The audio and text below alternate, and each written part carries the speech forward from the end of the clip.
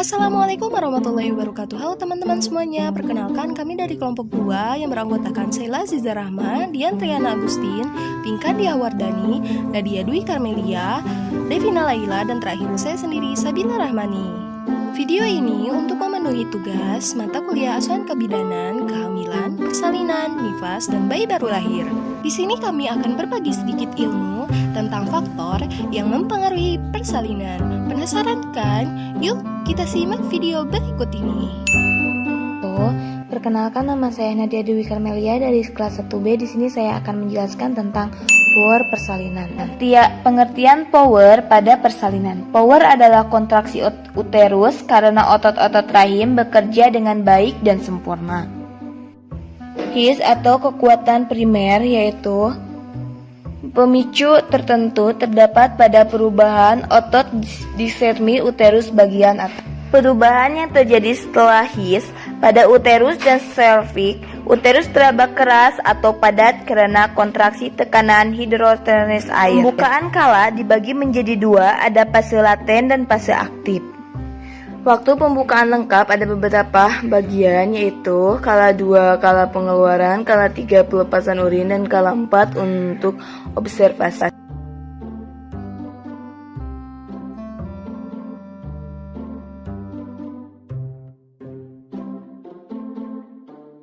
Saya akan menjelaskan tentang passage atau jalan lahir. Passage merupakan jalan lahir yang harus dilewati oleh janin, terdiri dari rongga panggul, dasar panggul, serviks, dan vagina. Passage atau jalan lahir terbagi menjadi dua, yaitu bagian keras atau tulang dan bagian lunak atau otot.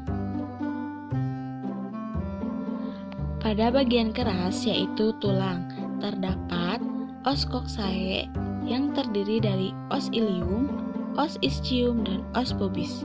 Kemudian ada os sacrum atau promontorium dan os coccygis.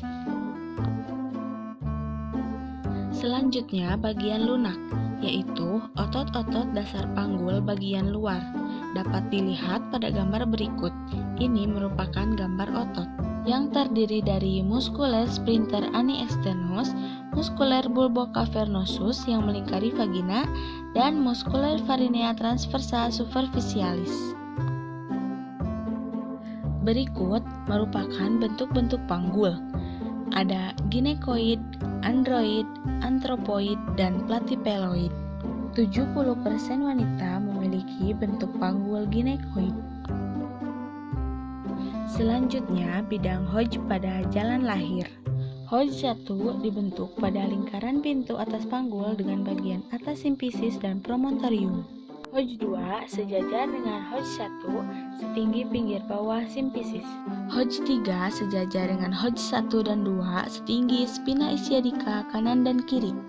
Hodge 4 sejajar dengan Hodge 1, 2, dan 3 setinggi os coccygis.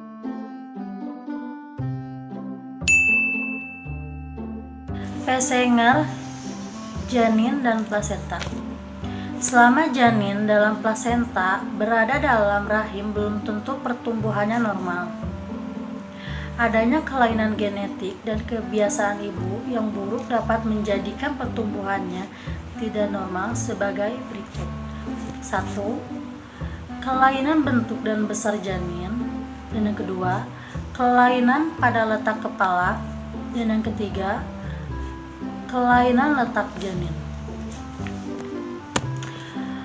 Kepala janin merupakan bagian proses persalinan dan memiliki ciri sebagai berikut. Bentuk kepala oval, persendian kepala terbentuk kogel, dan letak persendian kepala sedikit ke belakang. Tulang kepala janin. Bagian tengkorak, yang pertama os frontal atau disebut tulang dahi, dan yang kedua os parietal yang disebut tulang ubun-ubun.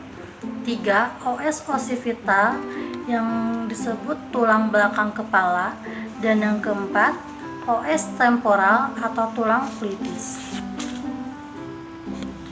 Bagian muka. Yang pertama os nasalis yang kedua oses maxillaris, dan yang ketiga os mandibularsi, dan yang keempat os zygomatic.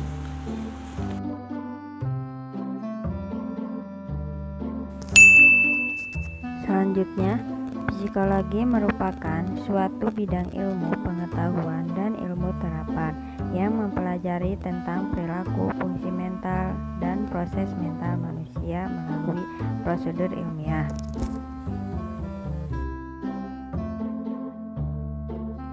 Kehamilan merupakan krisis bagi kehidupan keluarga yang dapat diikuti dengan stres dan kecemasan. Perubahan dan adaptasi selama kehamilan tidak hanya dirasakan oleh ibu, tetapi seluruh anggota keluarga juga merasakan perubahan tersebut. Halo teman-teman, di sini saya dengan Pinkan Diawardani. Di sini saya akan sedikit menjelaskan tentang peran dokter dalam persalinan. Ya, karena tidak semua ibu bersalin bisa dengan secara normal. Karena ada hal-hal emergensi, bidan wajib merujuk pasien tersebut kepada dokter kandungan. Dokter kandungan adalah dokter yang mendalami kesehatan sistem reproduksi wanita. Dokter yang sering juga disebut sebagai dokter spesialis obstetri dan ginekologi atau disingkat OBGYN, inilah yang utamanya berperan dalam membantu memeriksa ibu hamil, membantu persalinan, dan perawatan setelah persalinan. Beragam tugas dan fungsi dokter kandungan. SPOG adalah gelar yang disandang oleh dokter kandungan, merupakan kependekan dari spesialis obstetri dan ginekologi atau kebidanan dan kandungan. Selama kehamilan, ahli obstetri akan melakukan berbagai pemeriksaan, di antaranya 1. Memeriksa kondisi kesehatan yang sekiranya bisa menimbulkan masalah selama kehamilan atau mempengaruhi kesehatan bayi seperti tekanan darah tinggi, diabetes, resiko infeksi, ataupun kelainan genetik.